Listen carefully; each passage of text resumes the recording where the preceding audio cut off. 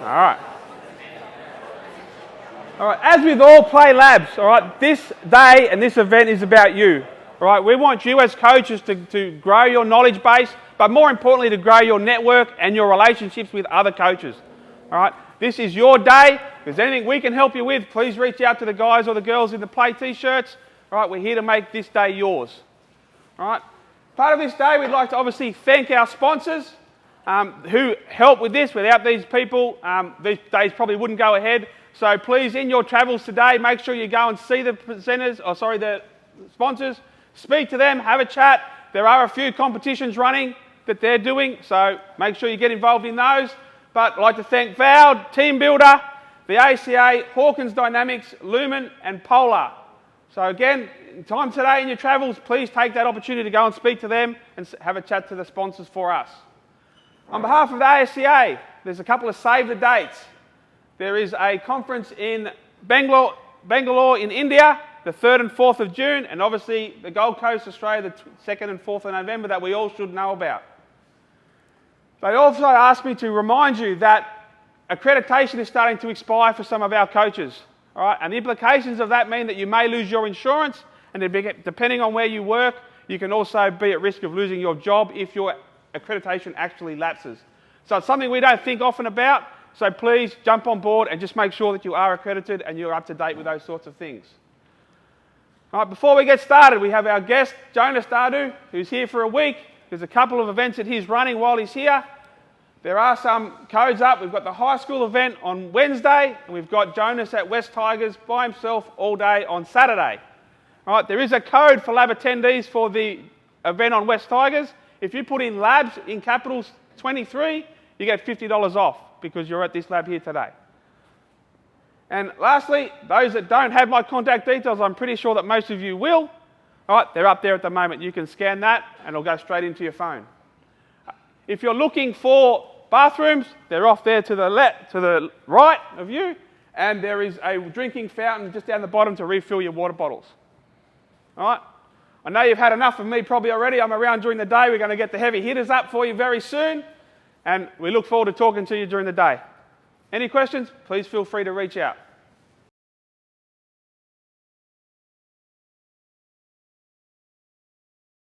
So thanks, Mick, for the invitation, and looking forward to the opportunity to chat to you today.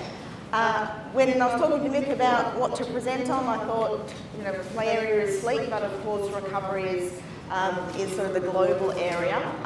And from my end, I think that sleep is probably the thing that most people ask me about at the moment. So should we measure sleep? Is it important? How do we measure it? What do we know about the tech? So I thought that's probably a reasonable place to start. So I'll talk a little bit about what we know about sleep in athletes, some of the lessons we've learned over the years.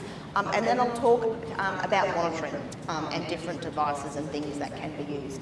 I'll get a little sciencey in one bit because I want to explain to you what we know about these monitoring devices and where the good and the bad bits sort of come in. So I like to think of recovery as a pyramid. And so the base of the pyramid for me, and why again I think talking about sleep is important, is because to me sleep is the base. It's the thing that we build things off.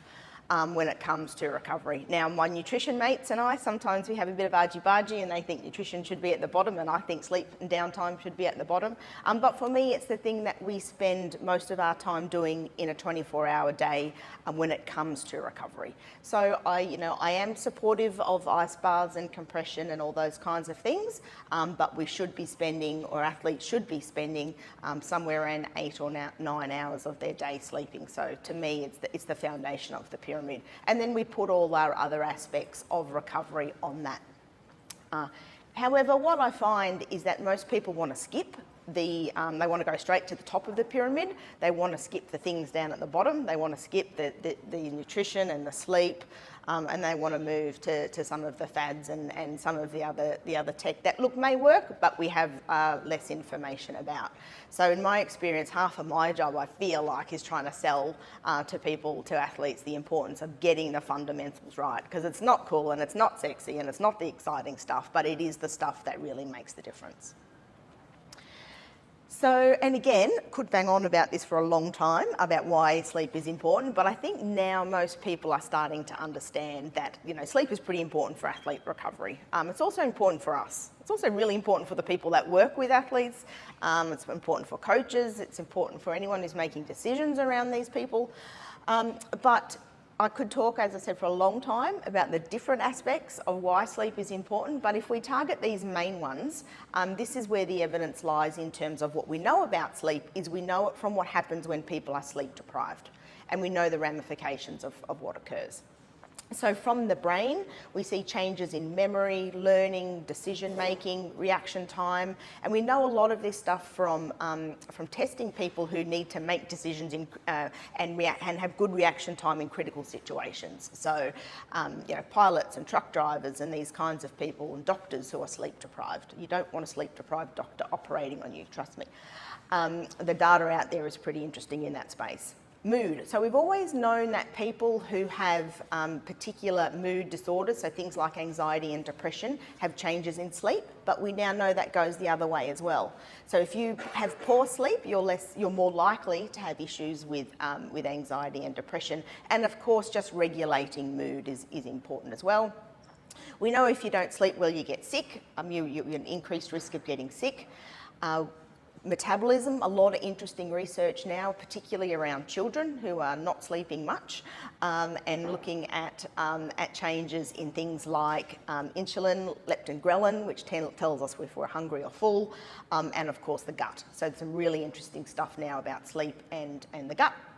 And of course the stuff that most people are interested in, and when you talk to athletes, which makes them sort of go, okay, maybe this is important, is things around the hormones that are released during sleep. We spend, you have athletes wanting to do all these fancy little things with different supplements, and I'm like, you can get about 5 times the amount of that if you just maybe get an extra hour of sleep. So if you look globally, holistically, you can see that pretty much every aspect of our physical and mental health is related or has a role in being altered when we're sleep deprived.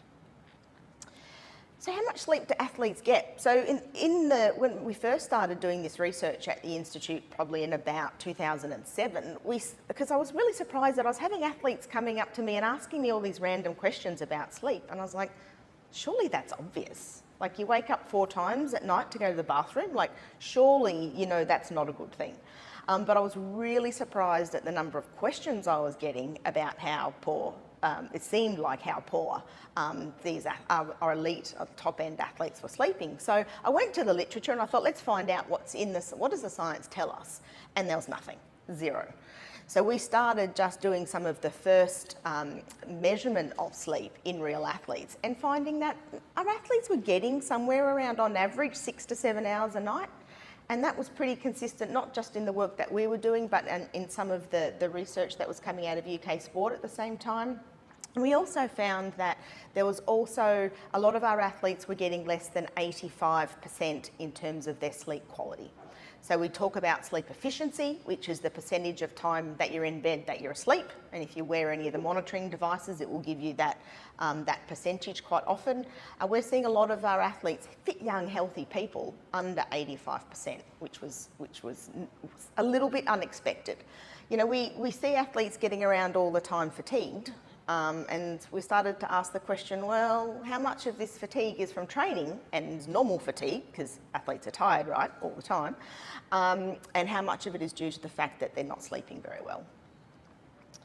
And one of the things that we noticed initially was, and we've seen this continually, this was still some of the early work, but we see it even now in the later work that we're doing, is the time that you have your first training session in the morning is really important. And so we were obviously working with, I worked a lot with swimmers when I was in Canberra, and you see them, they lived on site, some of them, at the Institute of Sport, and they would walk over the road, and their training session would start at 6 a.m, and on average, they were waking up at 5:48. That was what the data was telling us. They were walking over the road, jumping in the pool, and you could tell that it was taking the coaches a significant amount of time to get these guys ready because they had woken up so close to that 6 a.m. start. But then you could imagine what would happen if you had to travel. If you're an athlete that has a 6 a.m. start time and you've got to travel from somewhere, or you want to eat. You want to get your nutrition in before a lifting session.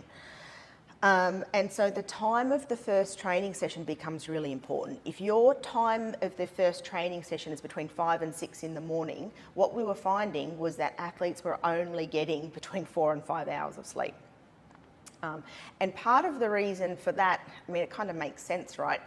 You can't always go to bed at a time that's going to give you enough sleep. Now, you may be misbehaving, or you may be doing behaviours that you know are not good for sleep, but you just might have life. You might have late training sessions. You may have to get home. You may have to eat. You may be studying. You may have other things that you need to do. So the early morning training times, and we've always had a culture in Australia, particularly around having, you know, if we've got 2 sessions a day, having them spaced apart so you can get maximum recovery during the day. But it's like, well, hang on, what about maximum recovery at night by providing the opportunity to actually get some decent sleep at night? Obviously, you know, we probably see now more commonly pushing start times a little bit later, but obviously the education needs to come with that as well. This is an opportunity, it isn't an opportunity to stay up even later on Netflix. This is an opportunity to actually get a little bit more sleep. So a couple of years ago now, in 2020, we put together this consensus statement, and one of the things we put together was all the things that might affect an athlete's sleep. And we looked at non-sport factors, so that's things that might be relevant for people in the audience who aren't elite athletes, and that's things like just family commitments and social commitments, and your thoughts and beliefs around sleep and all those kinds of things play a part.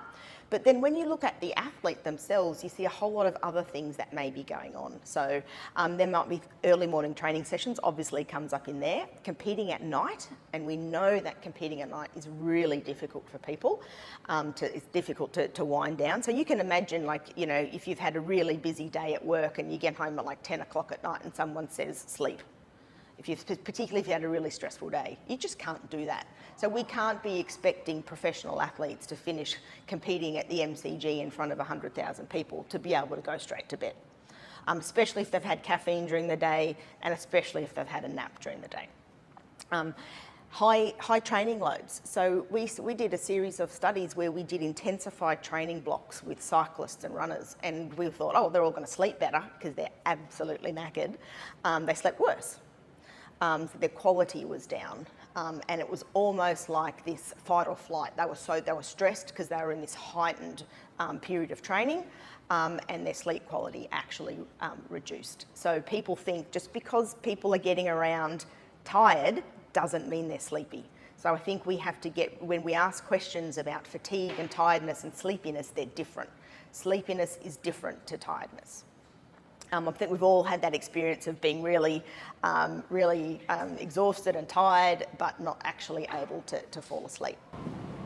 And of course, things like long haul travel, thinking about the night before competition. If you're a fringe player on a team, maybe thinking about the night before selection as well could be an issue.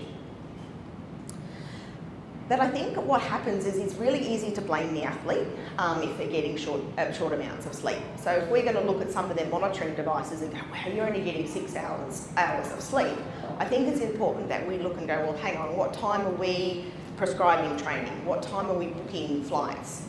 Are we booking, the 6 a.m. flight so that, because it's the cheapest one, and we don't want to fly them the night before, we don't have the money for accommodation, which I completely understand happens, and a lot of people have limited budgets, but what things do we do? What environment do we create that gets in the way of athletes having good sleep? Because it is, as I said, it's easy for us to blame the athlete, and we do see a lot of bad behaviours, don't get me wrong, and I'll give you some examples of those, but also there's things that we need to consider that we can improve if we're scheduling training or travel in particular. So I wanted to talk a little bit about monitoring, and I wanted to talk about whether we should monitor, and if we should, how we should do it. So what are some of the things that we might learn? Because people ask me all the time, should our athletes be monitoring sleep? I'm like, a lot of them already are, and we've got to catch up. to understanding what these devices do and how they work and what we know about them and what are the metrics. They give you so many metrics. What metrics should we be paying attention to, and what metrics would we potentially not give as much weight to? So first of all, I think it's really important just to give just a tiny couple of slides now on background about measuring sleep, because there's so many different ways of doing it now, and I think we need to understand some of the basics. So so this is called a multi-state sleep. So this is measuring whether you're in REM or non-REM sleep. And so you get a whole lot of wires connected to you, and then measure breathing rate, heart rate, a whole lot of other stuff, body temperature. And that's really the most accurate way of sleep architecture: REM, non-REM sleep, deep sleep, light sleep, whatever. Two-state sleep, which is what most people would measure with a Fitbit or even the research grade activity monitors. So they're just, are you awake or are you asleep based on movement? So awake and asleep is two-state sleep. REM, non-REM, etc. is multi-state sleep. And then you can ask people a whole stack of questions, because perception matters when it comes to sleep. So you can ask people questions around sleepiness, quality, quantity, all that kind of stuff. So that's what we're trying to get at if we're measuring sleep. So in the real world, how do we do that? So polysomnography is the gold standard. So if anyone ever suspects they've got a sleep disorder, or someone's maybe thought you've got sleep apnea because you snore and stop breathing at night, you'll probably get tested like this. Activity monitors are the way to do two-state sleep, sleep diaries and questionnaires, but of course now we get into this murky world of wearables, where they're a little bit a combination of everything. So they don't have anything obviously attached to the brain, so attached to the scalp, so you can't do brain electrical activity, but they have a whole stack of physiological monitors in there now, as well as activity monitors. So it gets a little bit complicated when we start to get into the wearable world, and of course it's they're businesses and they want to make money, which we understand, so they don't give us a lot of information about their algorithms for how they collect stuff. But I think what's really important is we need to understand whether we can trust these numbers, because people put a lot of weight on the numbers that they get from these devices. And I've seen athletes come to a training session and say, I didn't get much deep sleep last night, don't expect me to have a good training session. And it's like, well, one, these things can't measure deep sleep, and two, it's a one-off, one bad night, it's not going to kill you, it's not the end of the world, everyone sleeps bad occasionally. But we need to think about whether we can trust this data. Now, this is the slide that I really apologise for, but I'm going to talk you through it because this is where we get, this is just to show you how messy it is. So this is a group that we work with that published this about 2 months ago, or maybe a little bit more than that now. And they looked at a range of these devices and compared it to the gold standard in a sleep lab, as good as you can get. They looked at two-state sleep, they looked at multi-state sleep. Problem is, as I said, this paper was published 2 months ago. We're already up to the Generation 3 for the Oura Ring, and we're already up to Whoop version 4. So it's come out and we've already changed the algorithms, we've already changed the background data that is used to calculate sleep. But what you will see from this is that if you want to actually measure sleep with most of these wearables, they measure if you're asleep pretty well. What they don't do as well is measure if you're awake. Now, I know that makes not a whole lot of sense, but if you're, say, for example, if you're lying there watching TV and you're really still, it's not quite sure if you're awake. But if you're actually asleep, it'll nail it. So the problem with that is, if you've got a lot of wake in your sleep, because you're a really light sleeper and you're moving around or you're getting up a lot, your data is going to be less accurate because it doesn't measure wake as well. Some of them do measure two-state sleep. Some of them, they all measure two-state sleep. Some of them don't measure multi-state at all, so you'll get nothing. Some of them call it light sleep. Some of them call it deep sleep. Some of them call it REM sleep. Some of them call it deep to REM ratio, which is a bit of a hot mess. So you can see that when it comes to data around this multi-state sleep, they're not great. They're okay. So the reason I put this up is to show that if you want to look at some of the data from these metrics, two-state sleep, are you awake, are you asleep, I'm happy with that. I think that's pretty good. When these devices then take your next step and start to talk to you about, well, you're in deep sleep or you're in light sleep. I mean, one, we don't even know how much you need of either of any of those to be, you know, to perform well. They don't do that as well. So I don't trust, I don't hang my hat on some of the sleep staging data that you get from a lot of these devices. But for basics, are you awake, are you asleep, pretty good. So why should we measure sleep? We know we can now, and we can measure it relatively well in wearables, commercially available, relatively cheap, although they have gone to membership models. I understand financially why, but it does make it tricky sometimes to work with those devices. So one of the reasons we should is we might find out things we didn't know about an athlete. Because we see them train, we often see them eat, we measure their body composition, we can get some ideas around the nutrition and the training side, but we often have no idea what's going on from the sleep side. So what I wanted to just give you now is an example of, this is a bad example of some bad data, and then later on I'll give you some example of good data. So this is from an elite footballer. That's as much information as I'll give you. It will protect the innocent or the not so innocent. We've got here, so this is wearing a research grade activity monitor supposedly for 2 weeks. 8 is the red line there is 8 hours. So you can see he's kind of got this roller coaster pattern at the start, one sort of half okay night, bad, kind of half okay, bad, no watch, starts to get good at the end.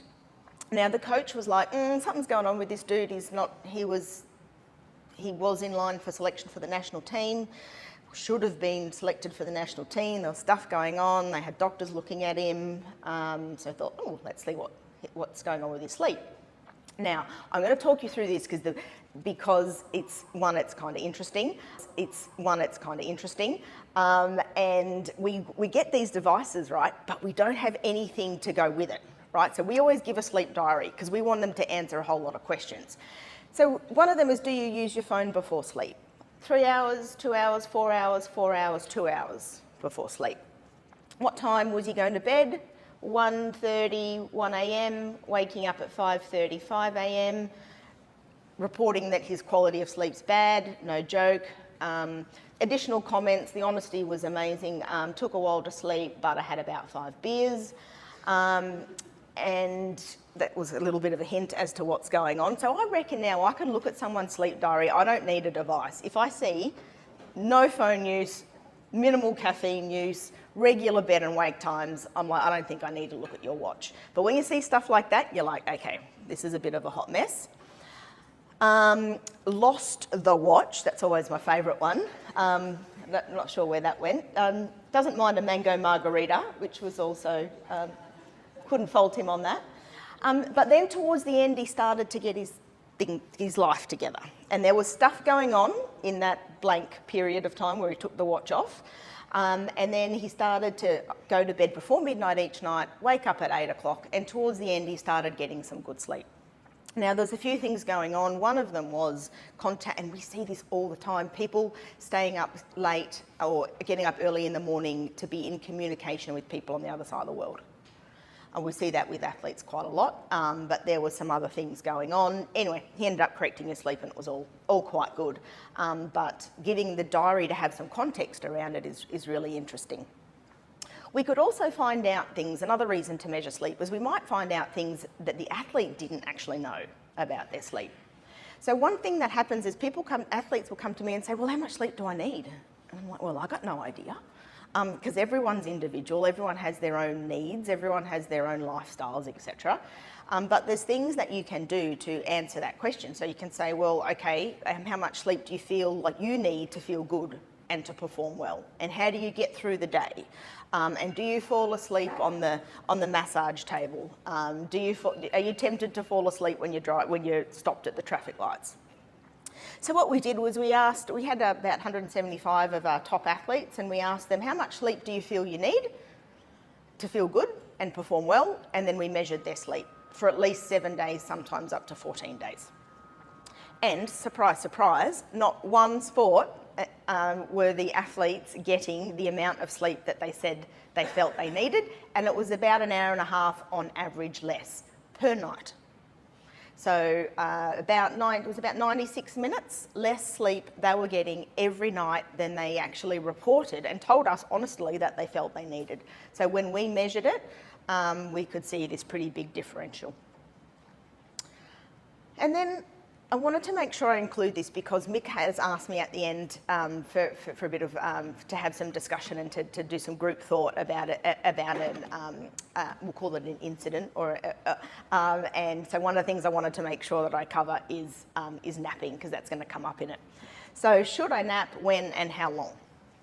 Because if you look at the previous picture the figure that I put up showing that athletes are about an hour and a half sleep deprived every night, the only way that the majority of those athletes that are really sleep deprived are going to get through life is to nap, is to top up. You can get through with short periods of poor sleep, but you're going to need to nap. Napping's your friend if you're sleep deprived. If you're not sleep deprived, napping is not your friend, because people that nap just because they're bored will often have really messy routines and bad consistency, etc. So one of the things that we looked at, we got all the data together and we found that, yep, if you want, no matter what aspect of performance you want to look at, or things relevant to athletes, napping was good. The ideal nap window was between 1 and 4, although I've worked with swimmers who have napped early, like they nap at like 11 a.m. So they'll have an early swim, a gym, a nap, and then an afternoon session. And I actually quite like that idea. The earlier in the day you can nap, the better. But most people don't explore that type of napping in the science. So essentially avoiding napping around 4 till 8, between 4 and 8 in the afternoon. And it amazes me the number of athletes that'll come, they'll say, did you nap? And they'll be like, no. Oh, well, I had a little nap on the couch after training and before dinner. I'm like, yeah, that's a nap. And they're napping so late that it just messes up their nighttime sleep. Earlier napping is better. And essentially what we found is napping's common. Napping is used to supplement nighttime sleep when you're not getting enough sleep. You can't tell me if you're a swimmer or a triathlete or a rower who gets up at really early mornings, and especially if you have school and you have a lot of other things, that you're getting enough sleep. Napping is beneficial for pretty much everything we measured. The ideal nap duration was somewhere between 20 and 90 minutes. Now, most people will go 90 minutes, that's too long. But when you look at how much athletes are actually sleep deprived, 90 minutes is, for some athletes, may be needed if they're regularly sleep deprived.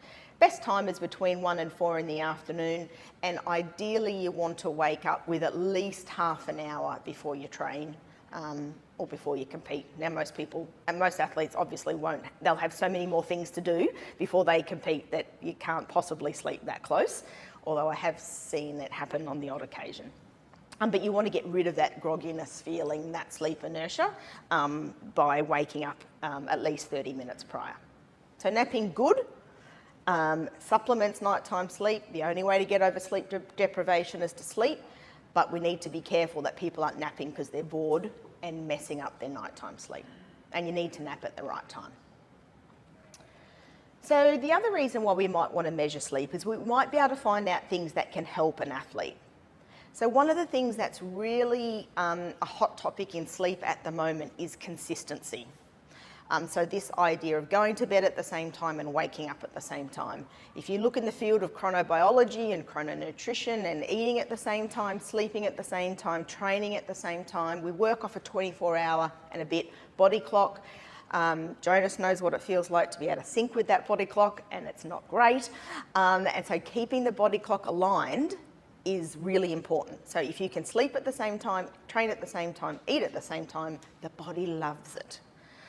So I talk to athletes about, going to bed one night at 11 and the next night they're going to bed at 2 and then the next night they're going to bed at 9 and their wake up time's all different. And I'm like, it's not exactly like travelling from east to west coast of Australia, but it can be a 3-hour difference in terms of bedtimes. Why would you do that to yourself unless you absolutely have to?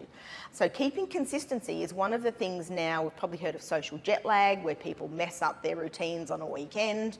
So consistency of sleep has become really important.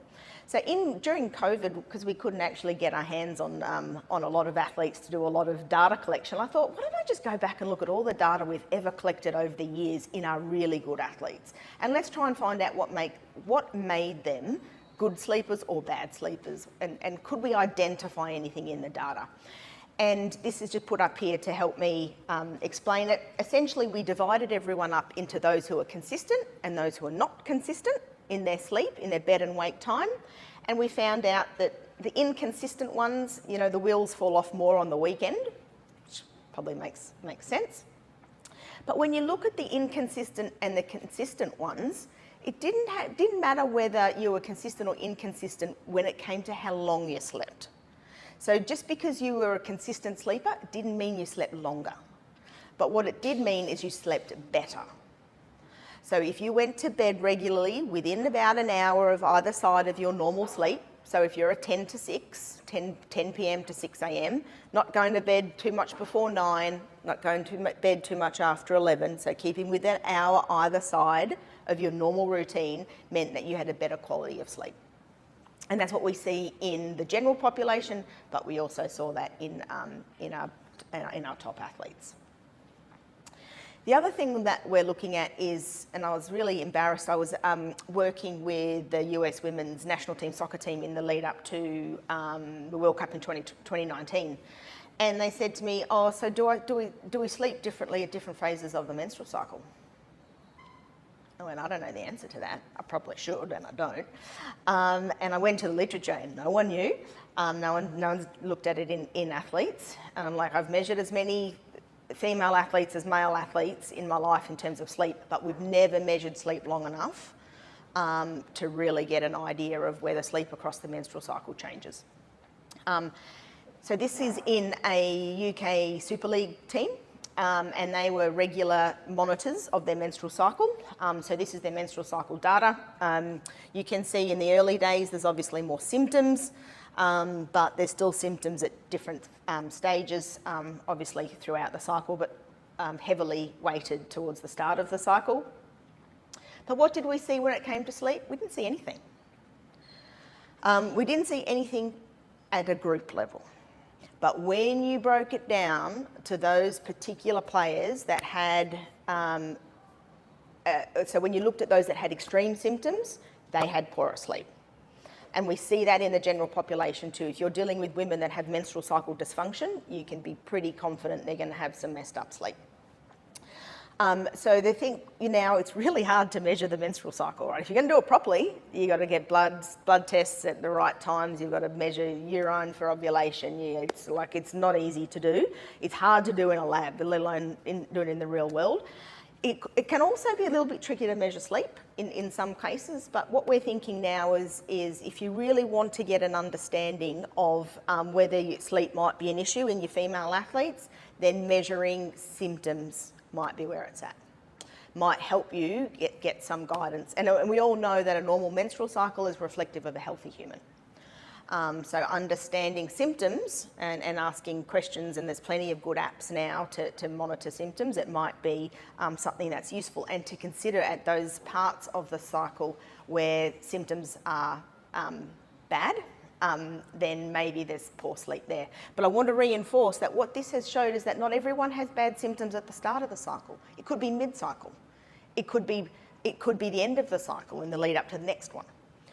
So what we need to do is, again, ask from an individual perspective, because we can't just all assume that day 1 to 3 are going to be the worst ones for every single person. And the other thing to consider is this group was actually, they've been doing a lot of work on their sleep, a lot of work on normalising their menstrual cycle. There were very few on hormonal contraceptives in this group. So they really they were really probably the world leading team at looking at this kind of stuff. And so this is as good as it's going to get. There's most female team sport athletes or female athletes are not going to be this good from both a sleep and a menstrual cycle perspective. So let's think about why you might consider not monitoring athletes, because I think this is important to consider. So, this is why you might consider a summary of why you might think about monitoring sleep. So they're good, as I said, for sleep-wake. So they'll give you some good information about whether you're asleep, whether you're awake. They have user-friendly and engaging interfaces. They're pretty nice to use now.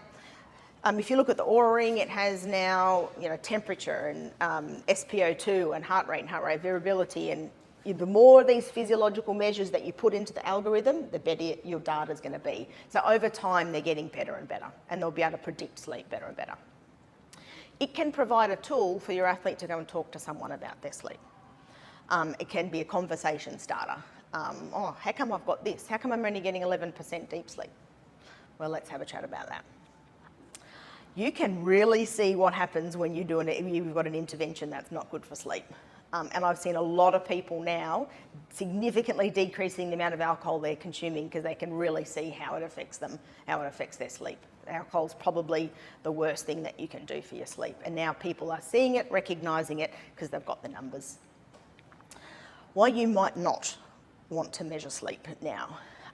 So it's sometimes hard to get the raw data, and I like to mess around with the data and play around with it, but it's hard to get your hands on raw data for a lot of these. As I said, deep sleep, light sleep, sleep architecture, not confident in those. The algorithms, we don't know what they are, they're most likely based on group data of the general population, not athlete data, to make these decisions about, are you ready? Are you recovered? Are you good to go? How do they even know that? That's just what I said. No information on recommendations about how they create these scores, and they can just update the server and update their algorithm overnight. So all of a sudden, you're now going, how come I'm getting so much more deep sleep? So Oura are good. They let you toggle between the old and the new algorithm. But imagine if you're in the middle of a research project, which is kind of where I live my life, and all of a sudden they go, we've just decided to change the way we calculate sleep. Great. And membership models are now very common. And one of the interesting things is I always love Kim Kardashian always Instagrams, quite regularly Instagrams her Oura scores, and then Gwyneth Paltrow gets in the act and they sort of have a bit of a competition, and it's fascinating to see the stuff that they talk about. But the reason I'm not super confident of readiness scores is Kim regularly gets 100% on her Oura Ring sleep score. There's also the potential for orthosomnia. So that's this idea that sleep needs to be perfect, and it needs to be perfect every night. And what happens if I don't get a perfect night's sleep? And then people get anxious and they get stressed, and as I've mentioned, anxiety and stress is not good for sleep. So we don't want people getting obsessed about the numbers. Comparing to other individuals, I've talked about that, excuses for performance or training. Who has access to the data? Confidentiality and security of data and privacy is really important. A lot of these devices now, so we use I know it's a financial affiliation with any of these places, but we use the Oura Ring, we use the Teams system, so we can we can change what athletes get access to on their app. You can control that. So you can give them little bits of information, or you can give them a full amount. But who has access to that? All that data stored in the cloud. So if I just thought I'd finish off with my top 5 rules for measuring sleep with athletes. Generally speaking, an athlete will wear it if it's invisible or cool. Right? Either you can't see it, or if you do see it, it's cool. Otherwise, it can be kind of hard to get athletes to wear these devices. You have to know the device and the limitation. If someone's wearing a Whoop, Hint is very similar to Oura Ring in terms of what it does and how it does it, and the results of the sleep aspect. But we need to know what it can and can't measure accurately. Is it value for money? Not all athletes are getting around with stacks of cash that they can spend on these things. We must provide feedback and advice, because a lot of these devices don't do that. They don't tell you what to do. They just spit out a number, which cannot be helpful. So we need to provide the information around that to help them change their behaviours.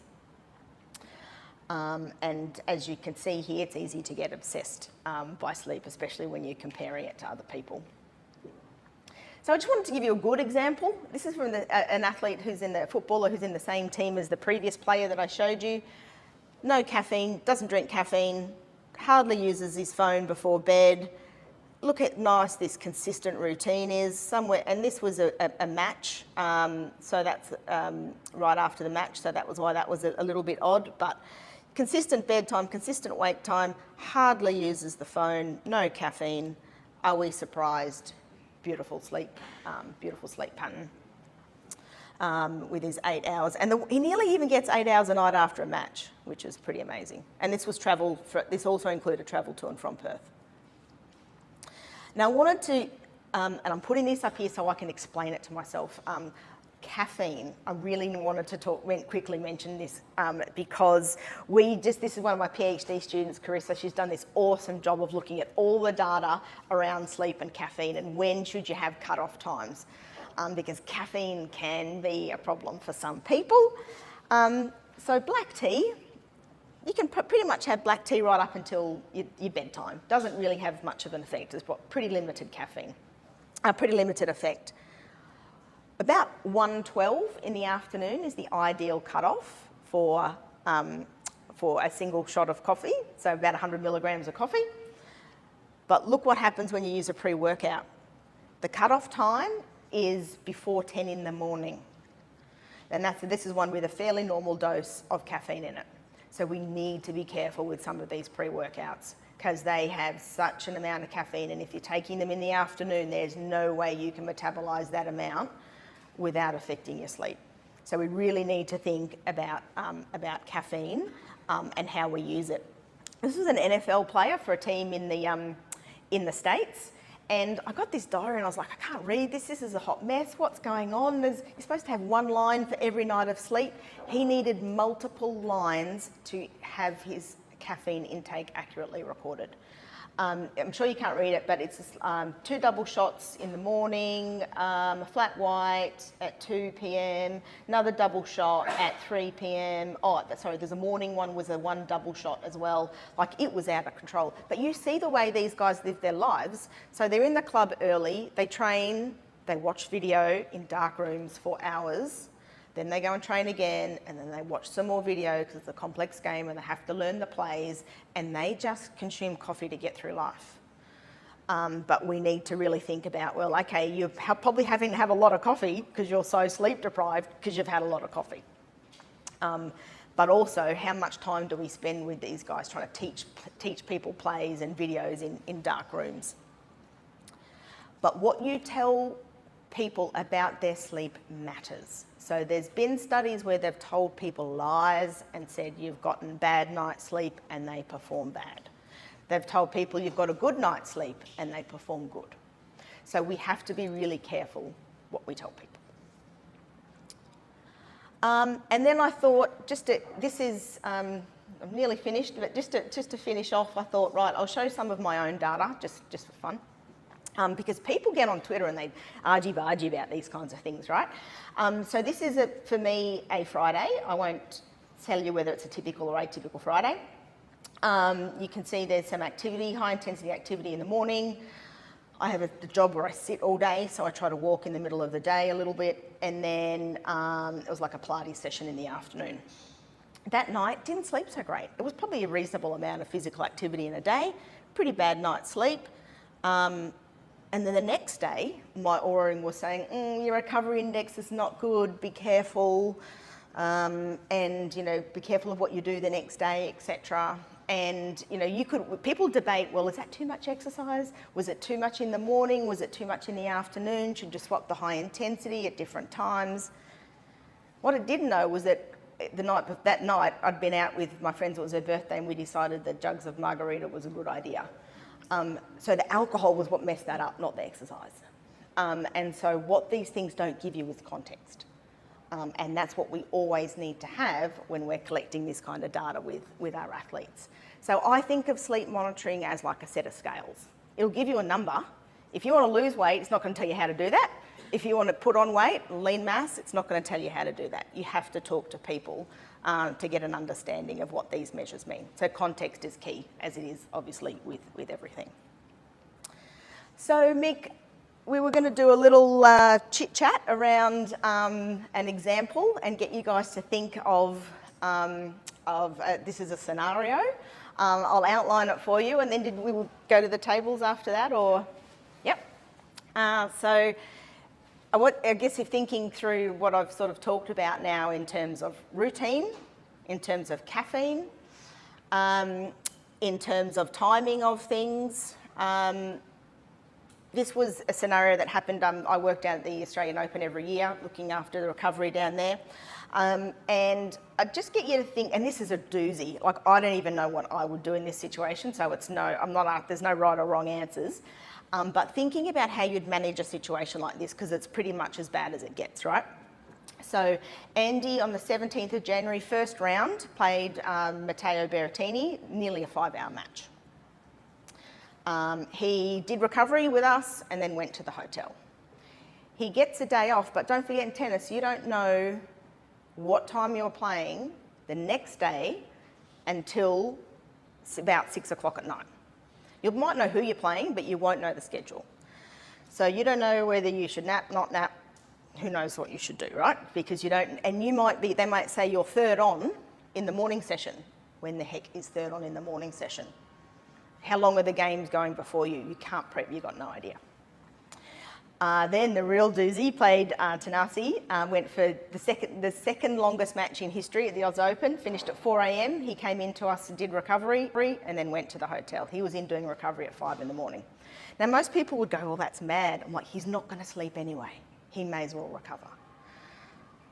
But then he has a day off. Unfortunately then, he played Roberto Bautista Agut and got knocked out on the 21st. So what I want to get people to think about is that red day on the 20th of January.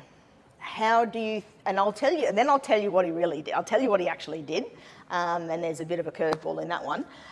Don't Google it, but think about what you might do on that 20th. So he's got to bed probably 6 a.m, best case scenario, at the hotel. Some players would like to hit up the next day. Some players won't even want to go anywhere near the practice facility. I'll tell you as a hint, Andy likes to have a hit. So he will be in at the tennis centre on the 20th.